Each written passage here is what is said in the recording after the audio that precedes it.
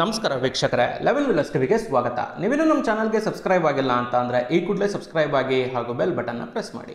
ವೀಕ್ಷಕರೇ, ಇವತ್ತಿನ ಸಂಚಿಕೆಯಲ್ಲಿ ನಾನು ಸೂರ್ಯ ದಶ ಬಗ್ಗೆ ಮಾತಾಡ್ತಾ ಇದ್ದೀನಿ.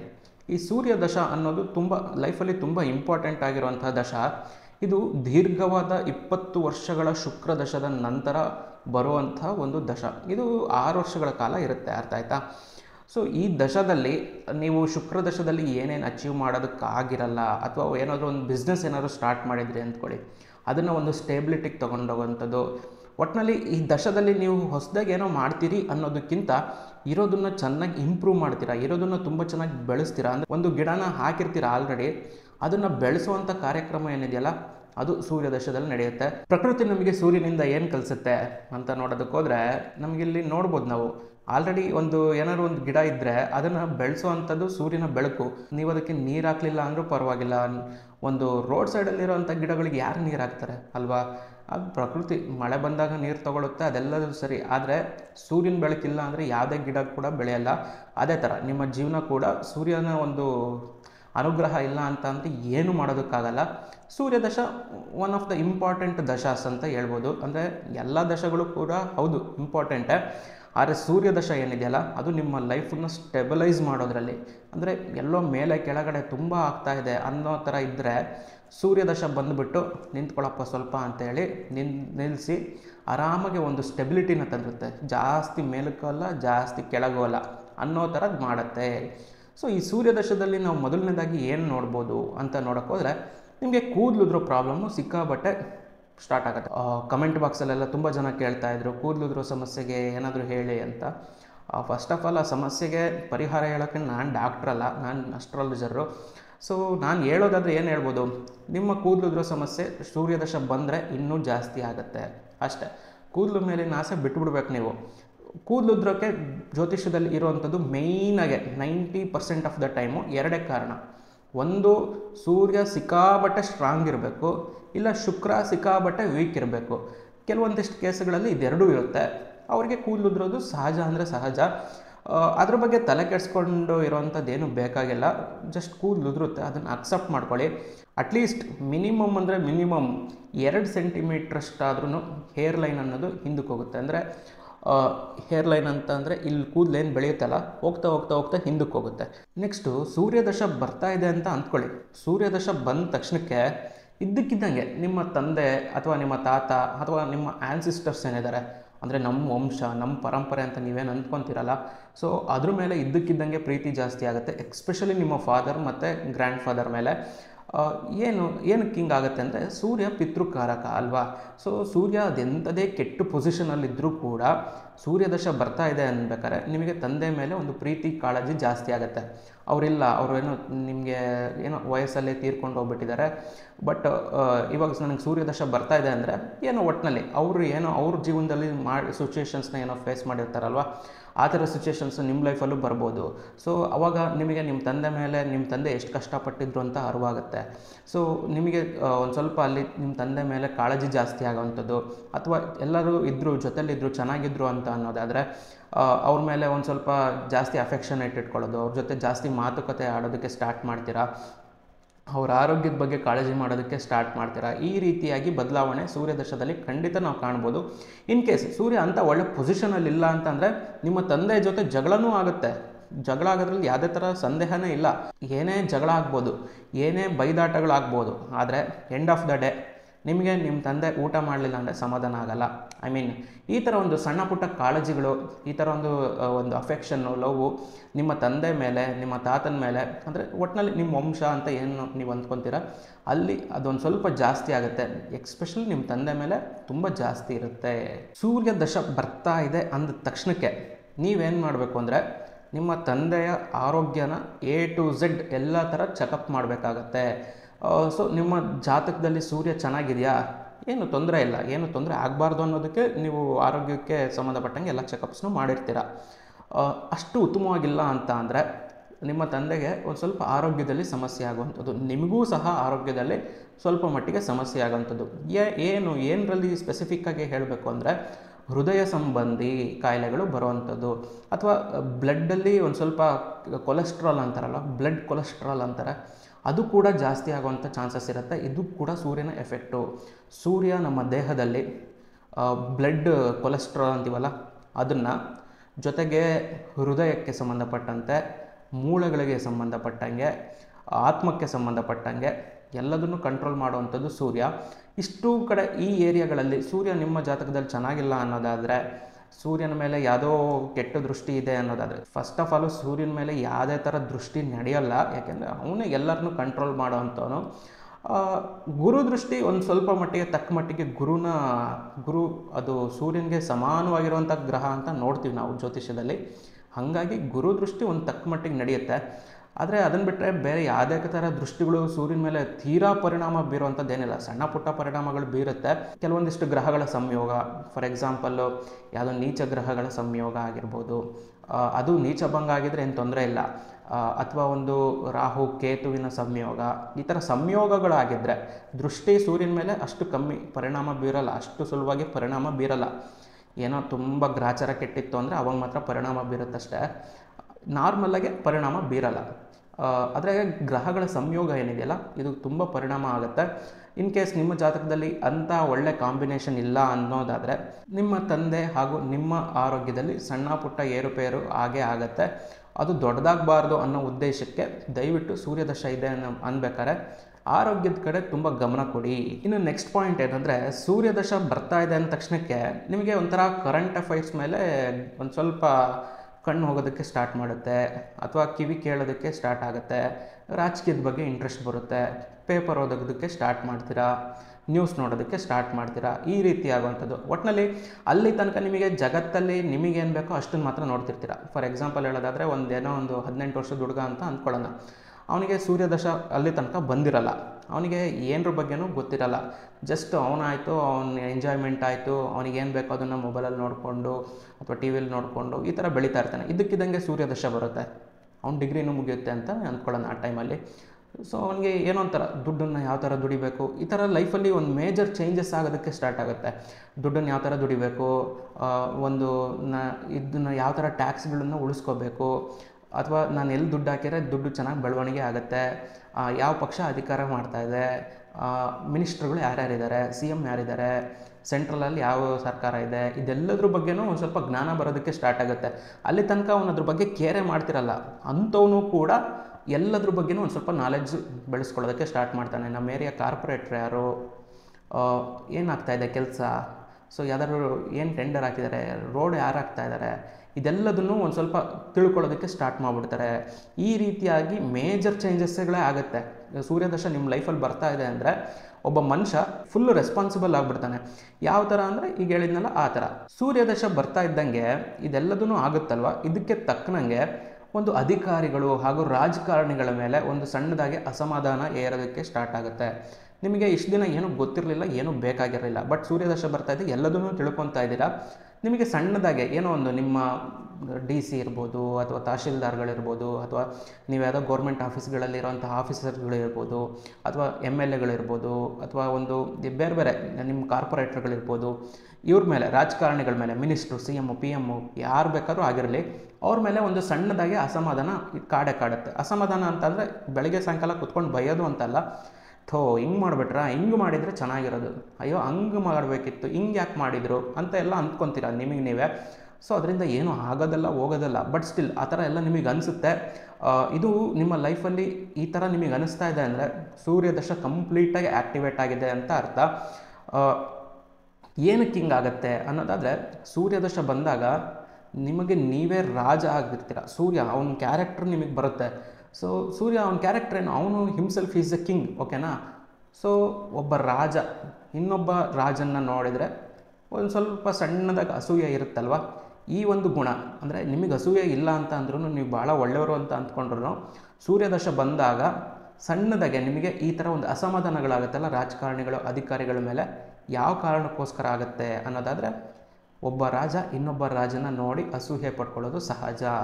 ಸೊ ಅವ್ರು ಏನಕ್ಕೆ ಅಧಿಕಾರಿಗಳಾಗಿರ್ತಾರೆ, ಅವ್ರು ಏನಕ್ಕೆ ರಾಜಕಾರಣಿಗಳಾಗಿರ್ತಾರೆ, ಅವ್ರದ್ರಲ್ಲೂ ಕೂಡ ಸೂರ್ಯ ತುಂಬ ಒಳ್ಳೆ ಸ್ಥಾನದಲ್ಲಿರ್ತಾನೆ, ಅದಕ್ಕೋಸ್ಕರನೇ ಅವ್ರಿಗಾಗೋದು.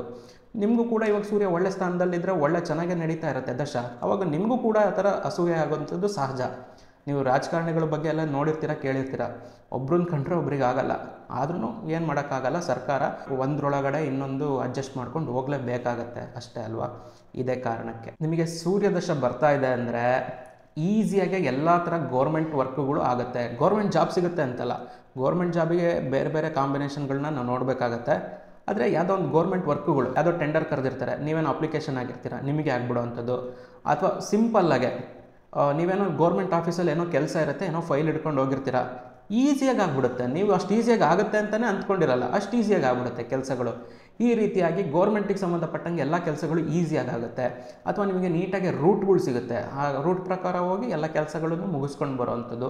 ಒಟ್ಟಿನಲ್ಲಿ ಸೂರ್ಯ ಬರ್ತಾ ಇದೆ ಅಂತಂದರೆ ನೀವು ಸರ್ಕಾರಕ್ಕೆ ಸಂಬಂಧಪಟ್ಟಂಗೆ ಸ್ವಲ್ಪ ಏನೇ ಕೆಲಸಗಳಿದ್ರೂ ಕೂಡ ಆರಾಮಾಗೆ ಮಾಡ್ಕೊಳ್ಬೋದು. ನೆಕ್ಸ್ಟ್ ಪಾಯಿಂಟ್ ಏನಂದರೆ, ಈ ಸೂರ್ಯ ದಶ ಏನಾದರೂ ಒಳ್ಳೆ ಏಜಲ್ಲಿ ಬಂದರೆ, ಒಂದು 20+ ಏಜಲ್ಲಿ ಬಂದರೆ ನಿಮಗೆ ನಿಮ್ಮ ತಂದೆ ಮಾಡೋವಂಥ ಕೆಲಸ ನೀವು ಮುಂದುವರಿಸುವಂಥ ಎಲ್ಲ ಚಾನ್ಸಸ್ಸು ಇರುತ್ತೆ. ಅಂದರೆ ನಿಮ್ಮದೇನೋ ಫ್ಯಾಮಿಲಿ ಬಿಸ್ನೆಸ್ ಇರುತ್ತೆ, ನಿಮ್ಮ ತಂದೆ ಜೊತೆ ನೀವು ಬಿಸ್ನೆಸ್ಸಿಗೆ ಇಳಿದ್ಬಿಡ್ತೀರ. ಅದ್ರ ಜೊತೆಯಲ್ಲೇ ಸೂರ್ಯದಶ 6 ವರ್ಷ ಇರುತ್ತಲ್ಲ, ಅದರಲ್ಲಿ ಯಾವಾಗ ಬೇಕಾದ್ರೂ ಆಗ್ಬೋದು. ಅಥವಾ ನಿಮ್ಮ ತಂದೆ ಏನೋ ವರ್ಕ್ ಮಾಡ್ತಾ ಇರ್ತಾರೆ, ಅದೇ ಥರ ಇದು ಯಾಕೋ ತುಂಬ ಚೆನ್ನಾಗಿದೆಯಪ್ಪ, ನಾನು ಇದನ್ನೇ ಕಂಟಿನ್ಯೂ ಮಾಡ್ತೀನಿ ಅಂತ ಹೇಳ್ಬಿಟ್ಟು ಹೋಗ್ಬಿಡೋದು. ಏನೋ ನಿಮ್ಮ ತಂದೆ ಸಾಫ್ಟ್ವೇರ್ ಇಂಜಿನಿಯರ್ ಆದರೆ ನಾನು ಸಾಫ್ಟ್ವೇರ್ ಇಂಜಿನಿಯರೇ ಆಗ್ತೀನಿ ಅಂತ ಹೋಗ್ಬಿಡೋದು. ಈ ರೀತಿಯಾಗಿ ಆಗುವಂಥದ್ದು. ಒಟ್ಟಿನಲ್ಲಿ ನಿಮ್ಮ ತಂದೆ ಮಾಡೋವಂಥ ಕೆಲಸ ನಿಮಗೆ ಇಂಟ್ರೆಸ್ಟಿಂಗ್ ಅಂತ ಅನಿಸುತ್ತೆ, ಲಾಭ ಅಂತ ಅನಿಸುತ್ತೆ. ಹಾಗಾಗಿ ನೀವು ಅದೇ ವರ್ಕನ್ನು ಕಂಟಿನ್ಯೂ ಮಾಡುವಂಥ ಎಲ್ಲ ಚಾನ್ಸಸ್ಸು ಇರುತ್ತೆ. ಇನ್ನು ಸೂರ್ಯದಶನ ಅನುಭವಿಸೋದಕ್ಕೆ ಒಂದೊಳ್ಳೆ ಬೆನಿಫಿಟ್ ತೊಗೋಬೇಕಪ್ಪ ಸೂರ್ಯದಶದಿಂದ ಅಂತ ಅಂದ್ಕೊಳ್ಳೋದಾದರೆ, ಯಾವ ಏಜನ್ನು ನಾವು ರೈಟ್ ಏಜ್ ಅಂತ ಅಂದ್ಕೊತೀವಿ ಅಂತ ನೋಡೋದಕ್ಕೋದ್ರೆ 40+ ವರ್ಷಗಳನ್ನು ನಾವು ರೈಟ್ ಏಜ್ ಅಂತ ಅನ್ಬೋದು ಸೂರ್ಯದಶ ಅನುಭವಿಸೋದಕ್ಕೆ. ಏನಕ್ಕೆ ಅನ್ನೋದಾದರೆ, ಈ 40 ವರ್ಷಗಳಲ್ಲಿ ನೀವು ಸಾಕಷ್ಟು ಆಲ್ರೆಡಿ ನೋಡಿರ್ತೀರ, ಒಂದು ಫ್ರೆಂಡ್ಸ್ಗಳನ್ನು ಸಂಪಾದನೆ ಮಾಡಿರ್ತೀರ, ಜೀವನದಲ್ಲಿ ಏನೋ ಒಂದು ಸಣ್ಣ ಅನುಭವ ಆಗಿರುತ್ತೆ ಅಲ್ವಾ. ಇನ್ನು ಫ್ರೆಂಡ್ಸ್ ಎಲ್ಲ ಇರ್ತಾರೆ, ಸೊ ನೀವು ನಿಮ್ಮ ಕೆರಿಯರ್ ಮೇಲೆ ಫೋಕಸ್ ಮಾಡಿರ್ತೀರ, ಅವ್ರೇನೋ ಎಕ್ಸಾಮ್ಸ್ಗಳ ಮೇಲೆಲ್ಲ ಫೋಕಸ್ ಮಾಡಿ ಯಾವುದೋ IAS IPS ಎಕ್ಸಾಮ್ಸ್ ಎಲ್ಲ ಮುಗಿಸ್ಕೊಂಡ್ಬಿಟ್ಟಿರ್ತಾರೆ. ಇದ್ದಕ್ಕಿದ್ದಂಗೆ ನಿಮಗೆ ಗೊತ್ತೇ ಆಗಲ್ಲ, IAS ಆಫೀಸರು IPS ಆಫೀಸರ್ಗಳು ನಿಮ್ಮ ಫ್ರೆಂಡ್ಗಳಾಗ್ಬಿಟ್ಟಿರ್ತಾರೆ. ಏನು ಕಾರಣ? ಈ ಥರ ಸೂರ್ಯದಶ ನಿಮಗೆ ಒಳ್ಳೆ ಟೈಮಲ್ಲಿ ಬರುತ್ತೆ. ಸೊ ಒಳ್ಳೆ ಟೈಮಲ್ಲಿ ಬಂದಾಗ ನಿಮಗೆ ಈ ಥರ ಸಹಜವಾಗಿ ಆಗುವಂಥದ್ದು, ದೊಡ್ಡ ದೊಡ್ಡ ಮನುಷ್ಯರು ಪರಿಚಯ ಆಗುವಂಥದ್ದು, ದೊಡ್ಡ ದೊಡ್ಡ ಶ್ರೀಮಂತರುಗಳು ಪರಿಚಯ ಆಗುವಂಥದ್ದು.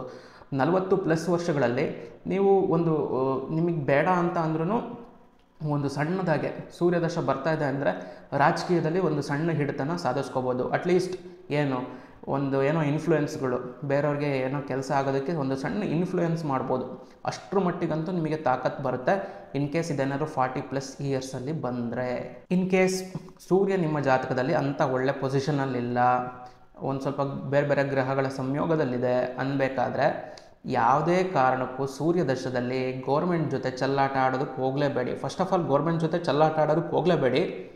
ಇನ್ ಕೇಸ್ ಸೂರ್ಯದಶ ಬರ್ತಾ ಇದೆ ಅಂದರೆ ಮ್ಯಾಂಡೇಟ್ರಿ, ನೀವೇನು ಮಾಡಲಿಲ್ಲ ಅಂದರೆ ಸುಮ್ಮನೆ ಕೂತ್ಕೊಳ್ಳಿ. ಬೇಕಾರೆ ಗೌರ್ಮೆಂಟ್ ಜೊತೆ ಮಾತ್ರ ಚೆಲ್ಲಾಟ ಆಗೋದಕ್ಕೆ ಹೋಗಬೇಡಿ. ಏನೋ ಒಂದು ಟ್ಯಾಕ್ಸಲ್ಲಿ ಏನೋ GST ಉಳಿಸ್ಬಿಡ್ತೀನಿ ಅಂತ ಏನೇನೋ ಮಾಡೋದಕ್ಕೆ ಹೋಗೋದು ಬೇಡ. ಹೋಗಲಿ, ಬೇಕಂದರೆ ಒಂದು 10,000 ಹೋಗಲಿ, ತೊಂದರೆ ಇಲ್ಲ. ಆದರೆ ನೀವು ಸೇಫ್ ಆಗಿರಬೇಕು, ಅದನ್ನು ನೋಡ್ಕೊಳ್ಳಿ. ಏನು ಸೇಫು ಅಂದರೆ ಟ್ಯಾಕ್ಸ್ನೆಲ್ಲ ಕರೆಕ್ಟ್ ಟೈಮಿಗೆ ತುಂಬಿ ಯಾವುದೇ ಥರ ಒಂದು ಗಲಾಟೆಗಳು ನಡೀತಾ ಇದೆಯಾ, ದಯವಿಟ್ಟು ಅಲ್ಲಿ ಹತ್ರಕ್ಕೆ ಹೋಗಬೇಡಿ. ಚಾನ್ಸಸ್ ಇದೆ ನಿಮಗೆ ಸೂರ್ಯ ಅಷ್ಟು ಒಳ್ಳೆ ಪೊಸಿಷನಲ್ಲಿಲ್ಲ ಅಂತಂದರೆ ಆ ಗಲಾಟೆ ನೀವು ನಿಂತ್ಕೊಂಡು ನೋಡ್ತಾ ಇದ್ರು ಕೂಡ ಒದ್ದು ಎಳ್ಕೊಂಡು ಹೋಗ್ಬಿಡ್ತಾರೆ. ಸೂರ್ಯ ಫಸ್ಟ್ ಆಫ್ ಆಲು ಅಷ್ಟು ಉತ್ತಮವಾಗಿಲ್ಲ ಅಂತ ಅಂದರೆ ಗಲಾಟೆ ನಡೀತಾ ಇದ್ದರೆ ನೀವು ಅಲ್ಲಿಗೆ ಹೋಗಲ್ಲ. ಬಟ್ ಏನೋ ನಿಮ್ಮ ಗ್ರಹಚಾರ ಕೆಟ್ಟು ಅಲ್ಲೇ ಇದ್ದರೆ ನೀವು ಕೂಡ ದೂರ ಬನ್ನಿ, ಏನು ಪರವಾಗಿಲ್ಲ. ಒಂದು ಸ್ವಲ್ಪ ಗಲಾಟೆ ಎಲ್ಲ ನಿಂತಾದ್ಮೇಲೆ ನೀವು ಮತ್ತೆ ಹೋಗಿರಂತೆ.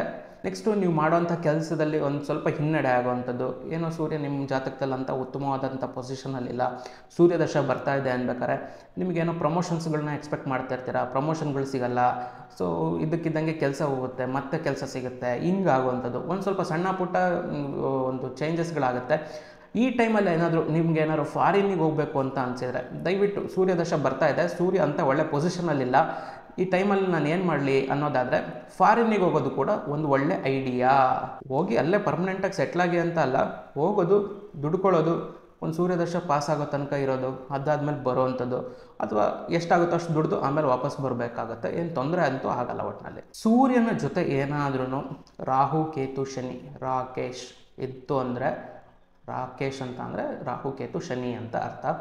ಈ ಗ್ರಹಗಳ ಸಂಯೋಗ ಇತ್ತು ಅಂತ ಅಂದರೆ ನಿಮಗೂ ನಿಮ್ಮ ತಂದೆಗೂ ಒಂದಲ್ಲ ಒಂದು ವಿಚಾರಕ್ಕೆ ಕಂಟಿನ್ಯೂಸ್ ಆಗಿ ಮನೆಯಲ್ಲಿ ಕಿತ್ತಾಟಗಳು ಆಗೇ ಆಗುತ್ತೆ, ಇರ್ರೆಸ್ಪೆಕ್ಟಿವ್ ಆಫ್ ದಶ ಯಾವುದೇ ಇರಲಿ.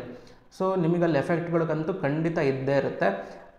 ಜೊತೆಗೆ ಇಲ್ಲಿ ರಾಹು ಕೇತು ಇದ್ದರೆ ಅದು ನೆಕ್ಸ್ಟ್ ಲೆವೆಲ್ ತನಕನೂ ಹೋಗುತ್ತೆ.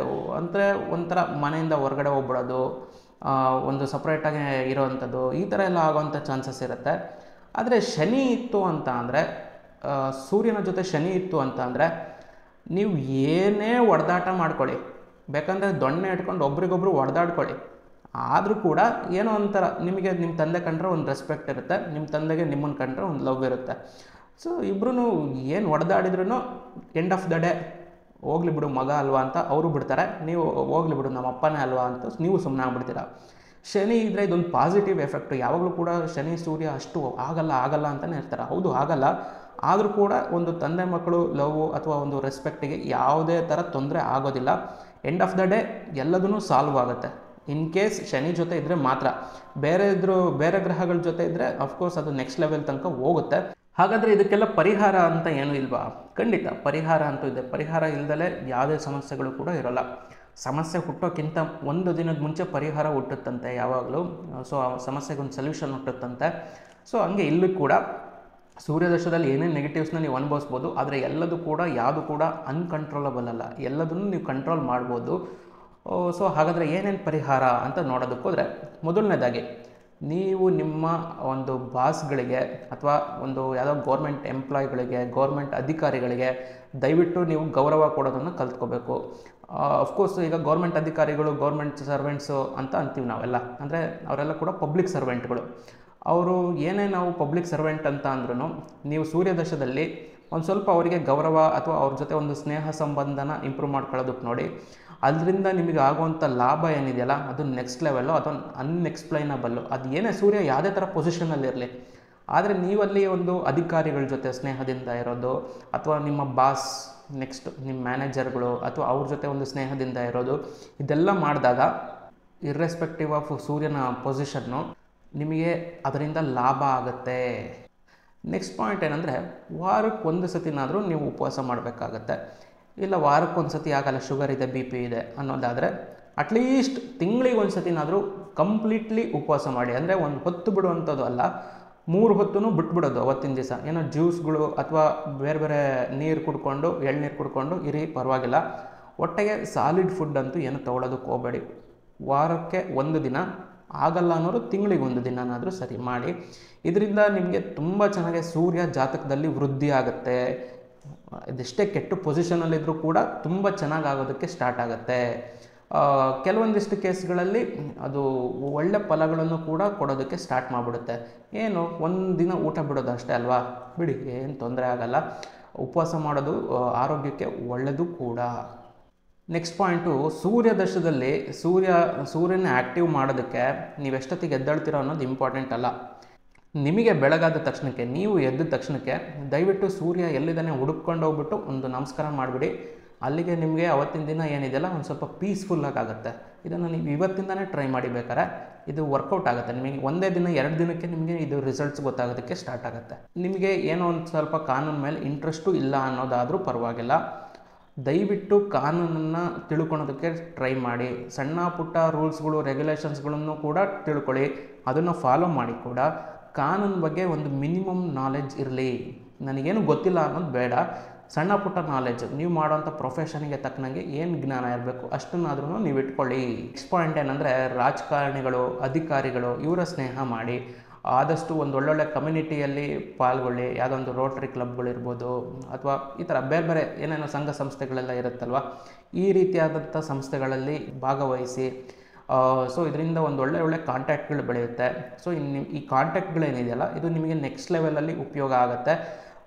ನೀವು ಜಸ್ಟ್ ಅವ್ರ ಮಧ್ಯೆ ಇದ್ದರೆ ಸಾಕು, ನಿಮ್ಮಲ್ಲಿರುವಂಥ ಸೂರ್ಯ ಆ್ಯಕ್ಟಿವೇಟ್ ಆಗಿಬಿಟ್ಟಿರ್ತಾನೆ. ಸೊ ಹಂಗಾಗಿ ದಯವಿಟ್ಟು ಸೂರ್ಯ ಅದೆಂಥದೇ ಕೆಟ್ಟ ಪೊಸಿಷನಲ್ಲಿದ್ದರೂ ಕೂಡ ನೀವೊಂದು ಅಧಿಕಾರಿಗಳು ಅಥವಾ ಒಂದು ರಾಜಕಾರಣಿಗಳ ಸ್ನೇಹ ಮಾಡೋದ್ರಿಂದ ಸೂರ್ಯ ಆಟೋಮೆಟಿಕ್ಕಾಗಿ ಸರಿ ಹೋಗ್ತಾನೆ. ಸೂರ್ಯ ಆಟೋಮೆಟಿಕ್ಕಾಗಿ ಒಂದು ಸ್ವಲ್ಪ ಪಾಸಿಟಿವ್ ಆಗಿ ಆ್ಯಕ್ಟಿವೇಟ್ ಆಗೋದಕ್ಕೆ ಸ್ಟಾರ್ಟ್ ಆಗುತ್ತೆ. ನೆಕ್ಸ್ಟ್ ಪಾಯಿಂಟು ತುಂಬ ಇಂಪಾರ್ಟೆಂಟ್ ಪಾಯಿಂಟು ಏನಂದರೆ, ನಿಮಗೆ ಎಷ್ಟೇ ಭಯ ಇದ್ದರೂ ಕೂಡ ಹೊರಗಡೆ ತೋರಿಸ್ಕೊಳ್ಳೋದಕ್ಕೆ ಹೋಗಬೇಡಿ. ಒಂದು ನಾಯಿ ನೋಡ್ತೀರಾ, ತುಂಬ ಹೆದರಿಕೆ ಆಗುತ್ತೆ ಒಳಗಡೆ, ಬಟ್ ಹೊರಗಡೆ ತೋರಿಸ್ಕೊಳೋದಕ್ಕೆ ಹೋಗಬೇಡಿ. ತುಂಬ ಧೈರ್ಯ ಇರೋರ ಥರನೇ ಮುಂದೆ ಹೋಗಿ. ಸೊ ನಿಮ್ಮ ಭಯ ಏನಿದೆಯಲ್ಲ ಅದು ಹೊರಗಡೆ ಬರ್ತಾ ಇದೆ ಅನ್ನೋದಾದರೆ ಸೂರ್ಯ ಅಲ್ಲಿ ವೀಕ್ ಆಗ್ತಾ ಇದೆ ಅಂತ ಅರ್ಥ. ನಿಮಗೇನೇ ಭಯ ಇರಲಿ, ಧೈರ್ಯವಾಗಿ ಹೊರಗಡೆ ತೋರಿಸ್ಕೊಳ್ಳೋದಕ್ಕಾದ್ರೂ ಧೈರ್ಯವಾಗಿರಿ. ಒಬ್ಬೊಬ್ಬರಿಗೆ ಒಂದೊಂದು ಕಂಡ್ರೆ ಭಯ, ಆದರೆ ತೊಂದರೆ ಇಲ್ಲ, ಭಯನ ತೋರಿಸ್ಬೇಡಿ ಅಷ್ಟೇ. ಅದನ್ನು ಟ್ರೈ ಮಾಡಿ, ಒಂದೇ ದಿನಕ್ಕೆ ಆಗೋಂಥದ್ದಲ್ಲ, ಬಟ್ ಇದನ್ನು ಮಾಡ್ತಾ ಮಾಡ್ತಾ ಮಾಡ್ತಾ ಅಭ್ಯಾಸ ಮಾಡ್ಕೊಳ್ಳಿ. ಭಯ ನೀವು ಹೊರಗಡೆ ತೋರಿಸ್ತಾ ಇದ್ದೀರಾ ಅಂತ ಅಂದರೆ ನಿಮ್ಮ ಜಾತಕದಲ್ಲಿ ಸೂರ್ಯ ಎಂಥ ಒಳ್ಳೆ ಪೊಸಿಷನಲ್ಲಿದ್ದರೂ ಕೂಡ ವೀಕ್ ಆಗುತ್ತೆ, ಇದನ್ನು ಅರ್ಥ ಮಾಡ್ಕೊಳ್ಳಿ. ಸೊ ಇದೆಲ್ಲ ಸಿಂಪಲ್ ಪರಿಹಾರಗಳು ಅಂತ ನೆಗ್ಲೆಕ್ಟ್ ಮಾಡೋದಕ್ಕೆ ಹೋಗಬೇಡಿ. ಸಿಂಪಲ್ ಆದ್ರೂ ತುಂಬ ಪ್ರಾಕ್ಟಿಕಲ್ಲಾಗೆ ತುಂಬ ಉಪಯೋಗ ಆಗುವಂಥ ಪರಿಹಾರಗಳು. ಇದಿಷ್ಟು ಈ ಹೊತ್ತಿನ ವಿಶೇಷ. ನಾನು ಮುಂದಿನ ಸಂಚಿಕೆಯಲ್ಲಿ ಮತ್ತೊಂದು ವಿಷಯದ ಜೊತೆ ಬರ್ತೀನಿ. ಅಲ್ಲಿವರೆಗೂ ನೀವು ನಮ್ಮ ಚಾನಲ್ಗೆ ಸಬ್ಸ್ಕ್ರೈಬ್ ಆಗಿಲ್ಲ ಅಂತಂದರೆ ಈ ಕೂಡಲೇ ಸಬ್ಸ್ಕ್ರೈಬ್ ಆಗಿ ಹಾಗೂ ಬೆಲ್ ಬಟನ್ನ ಪ್ರೆಸ್ ಮಾಡಿ. ನಮಸ್ಕಾರ, ಧನ್ಯವಾದ.